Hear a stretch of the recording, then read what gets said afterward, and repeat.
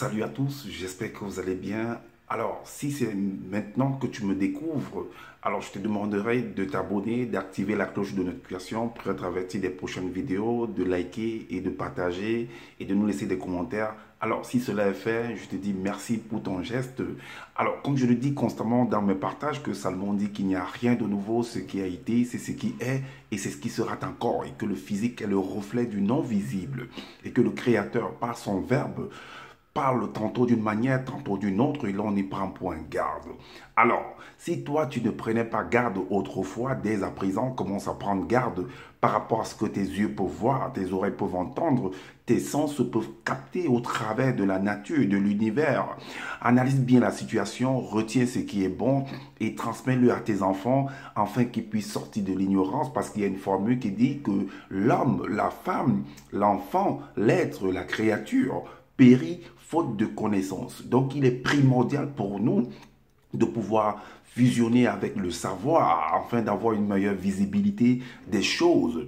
Et encore, nos pères, nos mères, dans les temps d'autrefois, ont toujours eu à appuyer leur dire par des métaphores, des énigmes, des paraboles, des dictons, en utilisant les éléments de la faune et de la flore, en utilisant la technologie, en utilisant la science, en utilisant beaucoup de choses que tu peux imaginer et même ne pas imaginer selon ton état de conscience. Alors, je reviens encore vers vous pour échanger par rapport à un verset, par rapport à plusieurs versets, par rapport à un sujet. Particulièrement, il y a un verset qui nous préoccupe là-dedans. J'ai lu, j'ai réfléchi, j'ai analysé, j'ai compris que mais il y a un problème qui ne va pas. Et vous allez également le constater et vous allez également analyser de votre côté et vous allez nous dire en commentaire ce que vous en pensez. Alors, c'est par rapport au fameux commentaire du Christ et avec ses disciples, où le titre c'est, bon, moi j'ai mis le titre laissez croître ensemble. Mais laissez croître quoi ensemble? On va donc entrer, pénétrer dans ces différents versets pour comprendre en fait la profondeur. Et si vraiment on doit vraiment laisser croître ensemble, est-ce que vous comprenez?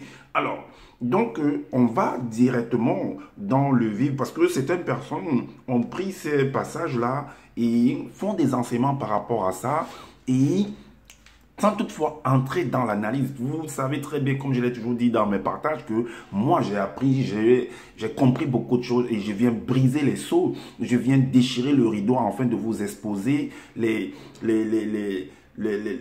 secrets en fait de ce qui est contenu dans ce qu'on appelle la Bible. Est-ce que vous comprenez? Parce que des gens de personnes croient sans toutefois analyser convenablement, parce que peut-être beaucoup ne lisent pas également, parce qu'ils n'ont pas de temps. Moi j'ai eu le temps, j'ai le temps de lire, j'ai le temps de vérifier, d'analyser et de vous présenter cela. Alors, c'est dans Matthieu, le chapitre 22, le chapitre 13, à partir du verset 24 à 30. Il est dit: il leur proposa une autre parabole. Donc, c'était une parabole, c'est un récit pour appuyer, en fait, c'est dit, donc, en parlant de ce personnage de Jésus, comme je le dis, que nos pères, nos mères, dans les temps d'autrefois, ont toujours eu à appuyer leur dire par des métaphores, des énigmes, des paraboles, en utilisant les éléments de la faune et de la flore. Et ils ne peuvent pas aller au-delà. Est-ce que vous comprenez? Donc, il leur proposa une autre parabole. Et il dit 2 points. Le royaume des cieux, il dit bien que le royaume des cieux est semblable à un homme qui a sémé une bonne semence dans son champ. Voilà à quoi ressemble le royaume des cieux, selon les propos de ceux qui sont venus rédiger les Bibles. Et nous devons accepter ça. Franchement. Et nous devons accepter ça, que c'est ça le royaume des cieux. Donc c'est comme ça que ça se passe dans le royaume des cieux. Mais pendant que les gens dormaient, son ennemi. Donc le royaume des cieux, en fait, c'est un lieu où, pendant que les gens dorment, l'ennemi vient s'aimer la mauvaise graine là-bas. C'est ce qu'on veut nous faire comprendre, que dans le royaume des cieux, il y a la mauvaise graine. Est-ce que vous comprenez? Donc, je ne sais pas où vous tous vous bagarrez dans des religions, dans des spiritualités, pour aller dans ce style de royaume des cieux-là, où l'ennemi a le pouvoir d'entrer et de s'aimer la mauvaise graine. C'est là-bas que vous êtes prêts à partir. Réveillez-vous les amis, réveillez-vous les frères, réveillez-vous les frères, les sœurs. Réveille-toi frère, réveille-toi sœur. Donc, arrête d'être berné par ces gens-là qui se disent des enseignants, des pasteurs, je sais pas, tous ces bishops, tout ça, qui disent qu'ils sont des deuxièmes nés de la création. Ils ont assisté à des choses, ils viennent lire les choses littéralement sans toutefois entrer en profondeur pour expliquer selon les réalités que nous vivons. Non, réveille-toi frère. Donc, il leur proposa une autre parabole et il dit 2 points. Le royaume des cieux est semblable à un homme qui a sémé une bonne semence dans son champ. C'est ça le royaume des cieux, tel que cet homme-là qui a sémé une bonne semence dans son champ. Et dans son champ, mais pendant que les gens dormaient, son ennemi est venu. Donc c'est ça le royaume des cieux. Son ennemi est venu, son ennemi vint, sema de l'ivraie, sema de l'ivraie dans ce royaume des cieux-là. Et sema de l'ivraie parmi le blé. Parmi le blé. Et s'en alla. Lorsque l'herbe eut poussé, et donné du fruit, l'ivraie parut aussi. Voilà à quoi ressemble le royaume de cieux qu'on vient vous présenter tous les jours. Et vous voulez que moi j'aille dans ce royaume des cieux-là. Vous voulez que moi j'accepte ce royaume des cieux-là. C'est à ça qu'on t'a fait accepter depuis des siècles, des siècles. C'est à ça qu'on te traîne depuis. C'est à ça qu'on t'a aveuglé. Tu ne veux pas te réveiller en fait. Et moi je suis là pour te réveiller, pour t'amener à analyser, pour t'amener à percer les choses et à comprendre les choses de fond en comble, à savoir comment juger. Est-ce que tu comprends?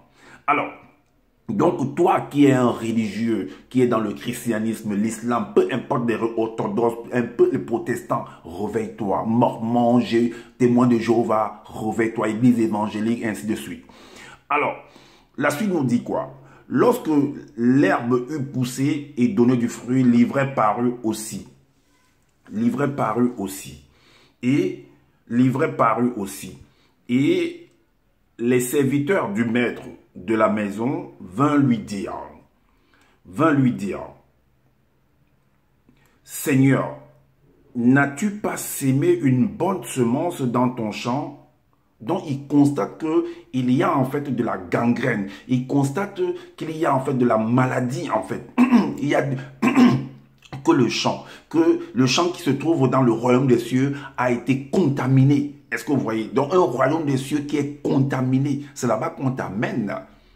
Waouh! Et tu es prêt à aller dans un royaume des cieux contaminé. Waouh! Alors, dans le livre de la Genèse, au chapitre 2, au verset 7, il est dit qu'on a fait l'homme de la terre, de la poussière. D'autres versions disent la poussière, mais d'autres disent aussi de la terre. Donc ça veut dire que toi qui m'écoutes, tu es cette terre-là. Parce qu'il est dit également que tu es terre ou bien tu es poussière, tu retourneras encore à cette poussière, tu retourneras à la terre. Donc ça veut dire que toi qui fais de l'agro-pastoral, si une de tes bêtes est attaquée, est malade, donc tu vas laisser en fait puisqu'il est dit, allons-y, lisons d'abord. Donc, n'as-tu pas sémé une bonne semence dans ton champ? Point d'interrogation. D'où vient donc qu'il y a de l'ivraie? Donc, comment est-ce que le malin a pu s'introduire dans ce royaume des cieux? Je ne sais pas où le royaume des cieux, c'est vous qui savez, tous ces gens qui viennent enseigner là. Je ne sais pas là où c'est qu'ils appellent le royaume des cieux. Alors, maintenant, il leur répondit, donc celui qui est censé être, qu'on vient présenter dans le monde, dans l'humanité, que ouais, c'est ton sauveur, Jésus-Christ. Voilà ce qu'il va répondre. Il leur répondit, donc ça veut dire qu'il connaît même la source. Donc il connaît le problème depuis la base, avant même que cela se produise, mais il a laissé. Alors, il leur répondit, c'est un ennemi qui a fait cela. Et les serviteurs lui dirent, veux-tu que nous allions l'arracher? Donc il sait que c'est un ennemi qui est venu faire cela. Il le sait. Et il ne fait rien. Donc il laisse l'ennemi venir faire le travail, il ne dit rien. Il saccage tout à mais là, ce royaume des cieux, il ne dit rien. Mais quand les serviteurs, ou alors quand les disciples, ceux qui sont censés être les élèves, constatent cela, ils veulent aller faire le travail. Ils veulent aller faire le travail. Et il dit non, n'y allez pas. Pourquoi on ne doit pas aller? Pourquoi?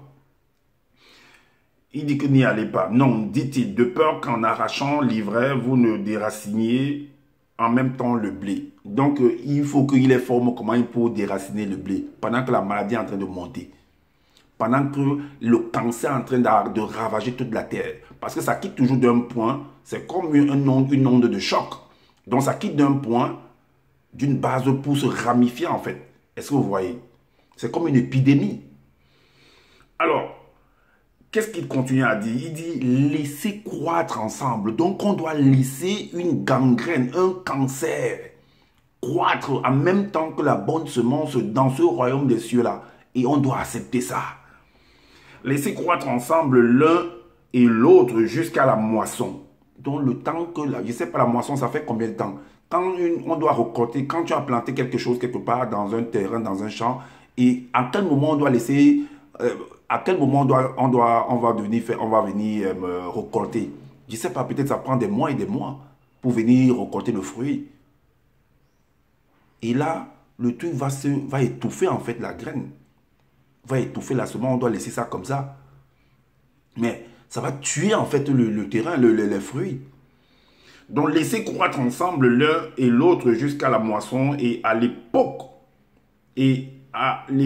de la moisson, je dirais aux moissonneurs, arrachez, donc ceux qui viendront moissonner, arrachez d'abord l'ivraie et liez-la en gerbe pour la brûler, mais amassez le blé dans mon grenier. Donc voilà des bêtises qu'on est venu nous faire accepter.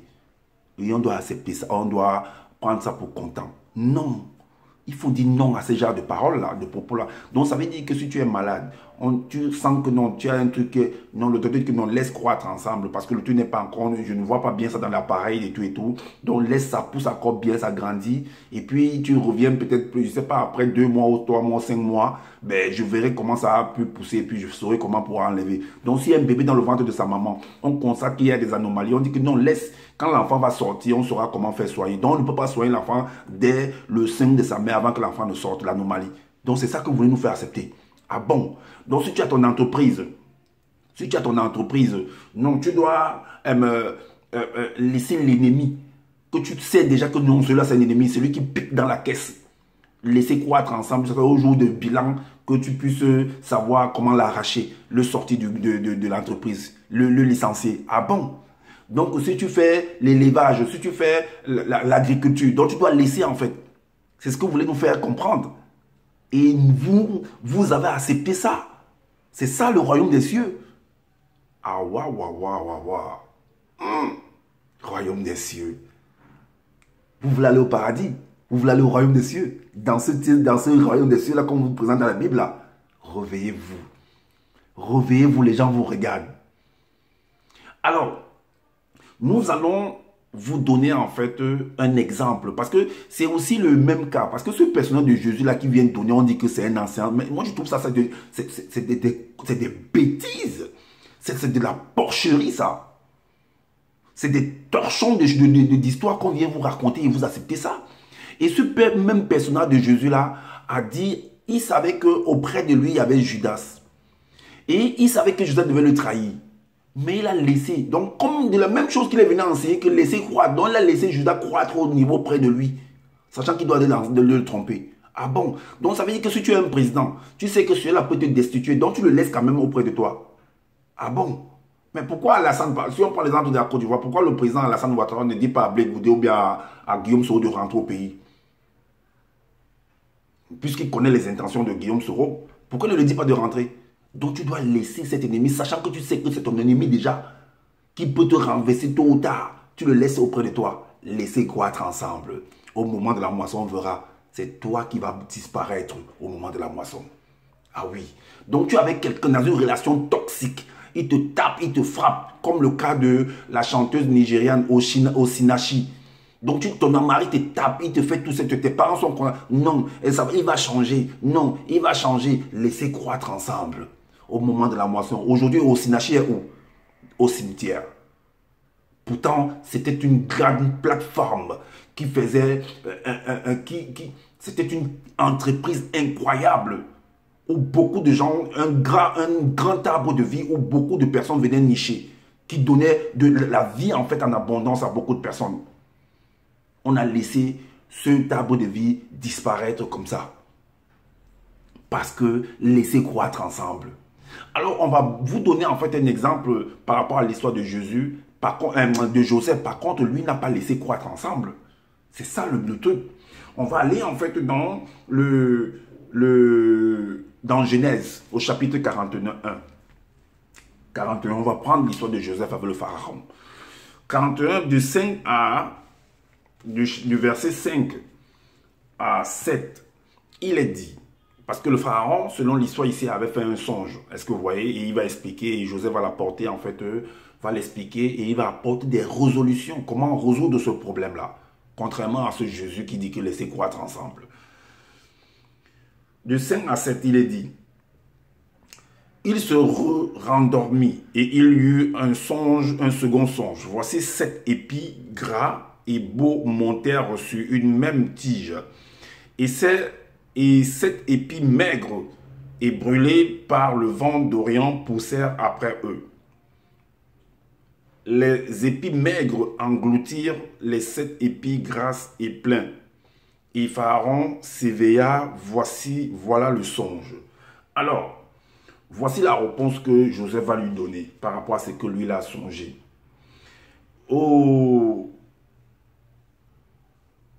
La réponse à partir du verset 27, le verset 27, il est dit,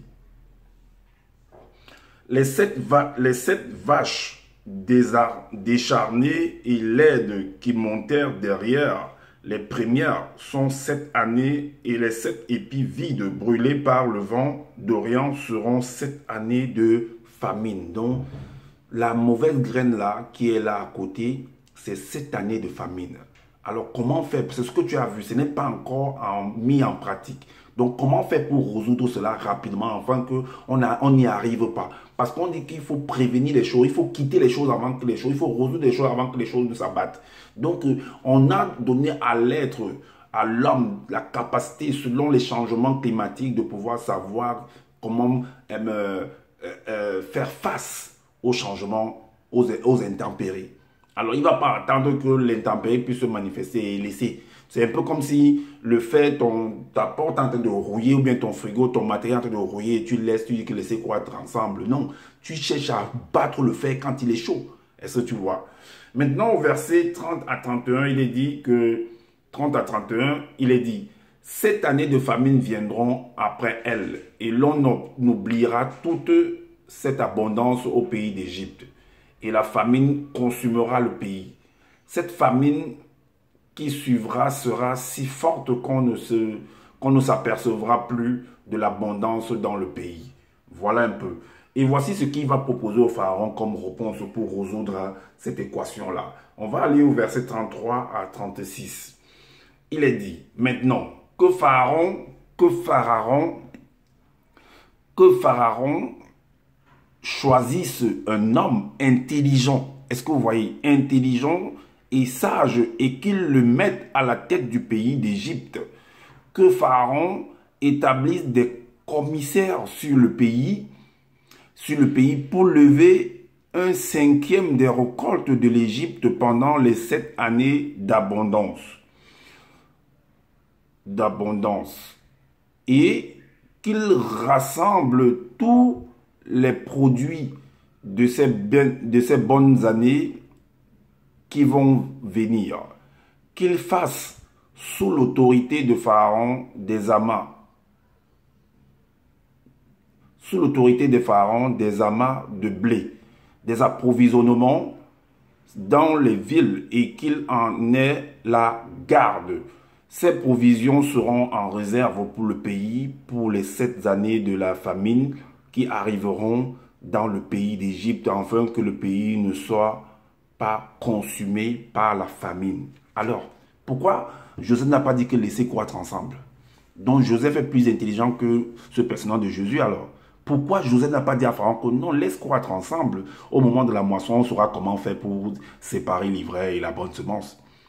Donc si c'est ça, cette torchon-là que ces gens viennent vous enseigner, dites-leur que non, que c'est fini comme ça. Allons chercher l'argent. Parce que l'argent, sans argent, nous sommes rien. Allons chercher l'argent. Mettons-nous ensemble pour travailler et pour nous construire. Parce que c'est l'union qui fait la force. Ne laissez pas ces gens-là, ces sorciers-là qui viennent vous raconter du n'importe quoi afin de vous détourner en fait du vrai but, de votre vrai but. Cherchez l'argent, construisez et prévenez votre descendance. Est-ce que vous voyez? C'est ce que j'avais à vous partager. Donc voilà, si vous trouvez, comme je dis, je n'ai pas la science infuse, si vous trouvez qu'il y a des manquements par rapport à ce que je viens de dire, alors dites-nous en commentaire et si possible, faites des vidéos pour pouvoir éclairer les uns et les autres. De la même manière que vous apprenez de moi, j'apprends de vous. Et également, abonnez-vous massivement à ma chaîne pour me soutenir et activez la cloche de notification pour être averti des prochaines vidéos. Et également, voilà, partagez et likez afin que le monde puisse connaître les uns les autres qui ont soif de connaître en fait ces choses, puissent être au courant de cela. Et également, prenez soin de votre famille, c'est important pour le combat. Prenez soin également, en prenant soin de votre famille, prenez soin également de vous, de votre santé, et parce que le combat est réel. Est-ce que vous comprenez? Alors, donc je vous dis à bientôt pour une prochaine vidéo. Ciao!